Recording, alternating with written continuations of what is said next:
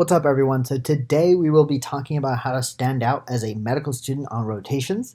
And this is primarily because I know a lot of students are starting rotations soon, and I was in those shoes feeling very nervous, not knowing what to expect.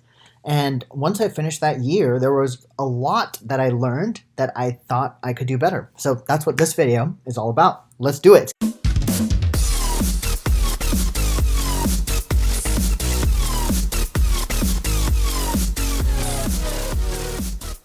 Alright, so this is going to be 5 simple tips to just stand out as a medical student. Before we start, just establishing some credibility as to why you should listen to me. By no means do I have all the answers. I'm still a medical student that still doesn't know much, but I'm finishing up as a Yale MD-MBA. This is my last year. I'm applying into internal medicine. I did get high honors in every single one of my rotations, and I think most of my evaluations said that I did know how to pick up on certain things that I think you should be doing as a medical student, and more importantly, that you can even be doing as a future intern in whatever specialty that you're going into. And with all of that being said, the first tip is to set expectations. I cannot tell you how many medical students do not do this, and that creates a recipe for disaster. What do I mean by set expectations? When you start a rotation, reach out to your resident, attending, whoever it is that you're working with, and ask them if you can spend 5 to 10 minutes just going over what they expect from you, just to make sure that you understand how you can ultimately fulfill your role. By doing this, what you're doing is you're avoiding long-term miscommunication and conflict. For example, they might say, oh, as a medical student, I expect you to be able to do X, Y, and Z. And by them telling you that, you now know where to focus. And let's say, for example, they say that, oh, as a medical student, I expect you to take a full history and physical and be able to do it in 5 minutes. If you don't feel comfortable with it, the good part is you can also tell them, like, oh, 5 minutes is really impressive. It's not something that I'm there yet, and I'm definitely going to try to get to that. But I just want you to know, like, it's something that I feel a little bit more uncomfortable with. And by voicing this, what you're already showing is vulnerability and a willingness to learn and adapt. And by setting these expectations, you will be ultimately creating a highway for success, because sometimes the biggest things that go wrong is that sometimes a resident or attending expects you to know to do something, and maybe you don't know, but the fact is you guys never talked about it. And so that creates a conflict, because the resident might ask you to do something, assume you know how to do it, but because you never went over expectations, they don't know that you struggle with that one thing, right? So by setting this time aside at the start of every rotation, you are providing yourself a good framework to ultimately succeed. So I strongly recommend you do that. Number 2, stay in your lane. This is actually a thing that I learned, and it actually will help you in any rotation: surgery, medicine, anesthesia, whatever it is. What I mean by that is, don't interrupt presentations, don't answer questions when they're not directed to you. And for example, if you are asked a question and you don't know, it's okay to say you don't know. You're a medical student. And I mean, even when you're an intern or a resident, if you don't know, that's okay. Stay in that lane and don't try to say like, oh, I do know, and then try to make something up. That looks even worse. In reality, if you don't know something, say you don't know, but then, for example, later that night, you can actually send everyone a response to the team. I've done this hundreds of times where, for example, maybe they'll ask me something about, like, I don't know, Crohn's disease and like the prognosis for a certain patient. And I'll say, wow, I don't remember the different things that cause the different things that are related to the prognosis in Crohn's. But maybe what I'll do is look it up tonight and send an email out. And that night, what I do is go through the literature and I summarize some big key findings and I send them out to the whole team. What I do in doing that is, one, I definitely learn something that I should have known. But in the process, I'm also showing the resident, the attending, and the whole team that, hey, I actually took the time to go over this, and I understand that I didn't know it now, but I actually do care a lot about making sure I know certain things. So you show that initiative. So staying in your lane, and then when you feel like you don't know something, also understanding that you should be humble about it and don't be afraid to take that extra step. Number 3, turn this question, is there anything else I can do? That's something that med students are known to say. Turn that into, what else can I do? And the reason I say this is because there's so many memes about this on Twitter. And also just in general, it's kind of well established that when a student asks, is there anything else to do? You're almost asking for like a get out of jail free card, even if that's not what you're intending to do. Because when you say, is there anything else? Sometimes that puts the burden on the person you're asking that question to find something for you to do. And oftentimes they may be busier than you. Chances are they are busier than you. And therefore they'll just tell you like, oh, it's fine, just go home, right? But the problem with that is it almost makes it seem like you're not as interested in something, even if that was not your intention. So instead, what I usually do, instead of asking, is there anything else I can do? I usually turn that into, what else can I do? Specifically, I'll say like, oh, I saw we needed to update that patient's family. Are you okay if I do that? Oh, I saw you have a couple things on your checklist. What part of those do you think I can help with? By turning that into an open-ended question, you decrease the liability on whoever you're asking that question to by showing them like, hey, I saw you had this thing. I was hoping I could do it. Or what else on your list can I help with? And by doing that, you're actually showing them like, oh, okay, you're giving me these certain things that you feel that you're competent enough to do, and here's what I can do. And chances are, believe it or not, regardless of what you ask, the person you ask this to will still probably say like, oh, don't worry about it, go home, it's fine.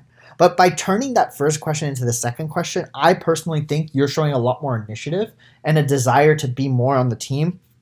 And because at the end of the day, this long list of tasks is your team's task, right? It's not your resident's task, it's not your intern's task. All three of you, or whoever your team is, are responsible for getting these things done. Chances are, as a medical student, you'll be doing very little of that to-do list, but let's say you could do a little bit more.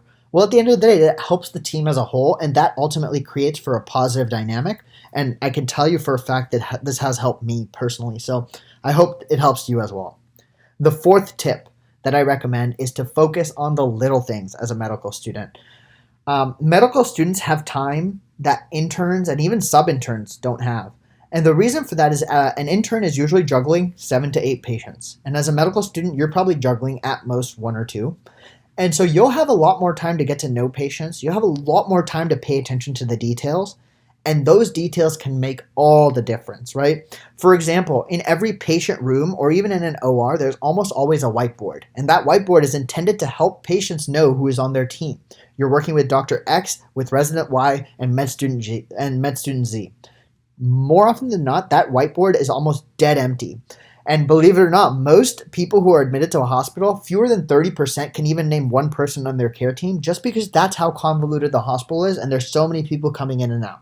So if you, as the med student, take the initiative to update the whiteboard, write everyone's name, introduce yourself to the patient, tell the patient who the team is, who's coming in and out of the rooms, that provides the patient, and more importantly, your team, with such a great holistic care experience. And those little things do stand out.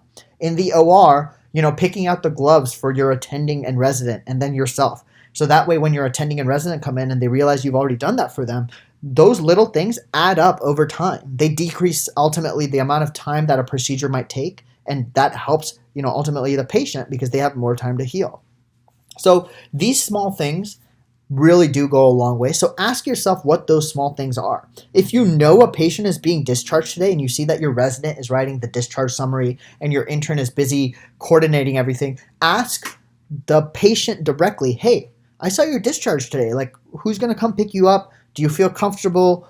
Is there any questions you have? And by spending those extra moments that the intern and resident can't do, you might actually uncover things that are vitally important and absolutely necessary to the patient care. And that ultimately is what it's all about at the end of the day, providing excellent patient care. And if you can walk out of the hospital knowing that there were things you did today that made that patient's day better, that ultimately helps your whole team, right? So asking those questions and doing the little things will really help.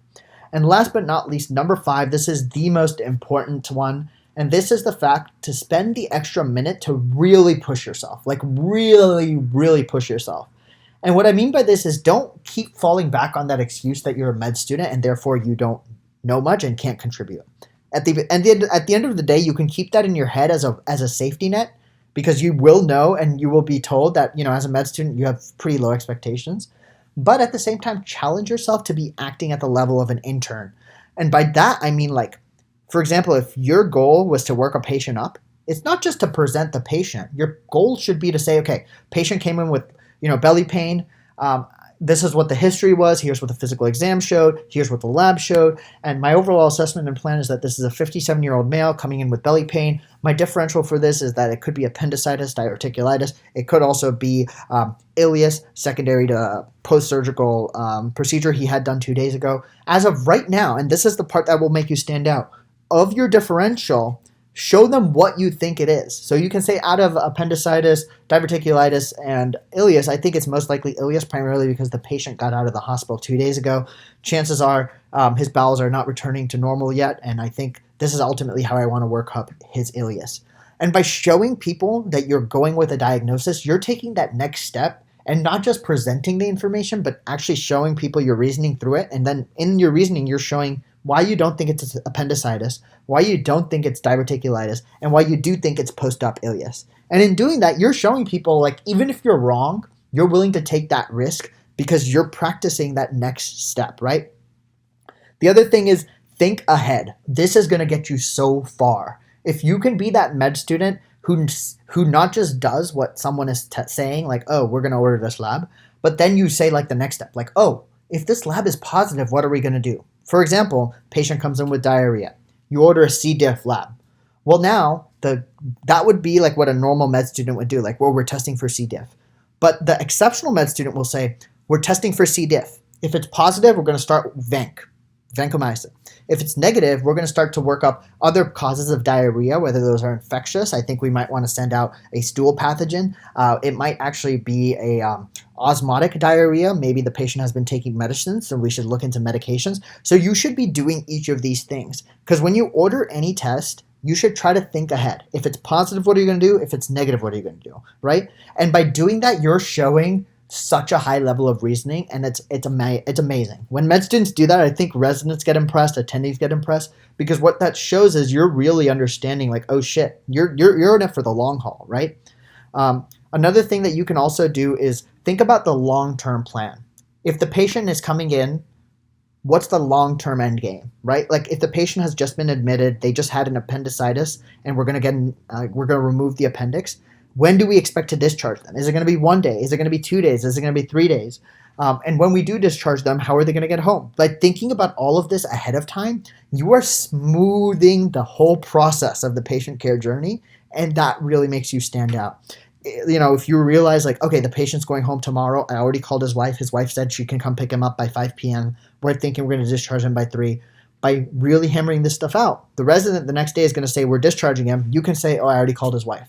And the resident's going to be like, oh, I like that. I like that. You're a good guy, you know? So by doing small things like this, you will be setting yourself up for success. So I hope these 5 tips helped you guys. I know they've definitely helped me. I'm still learning, but hopefully you learned a little bit from my learning. So with that being said, like, comment, share, subscribe, and I'll see you guys in the next video. Thank you so much for watching. Peace.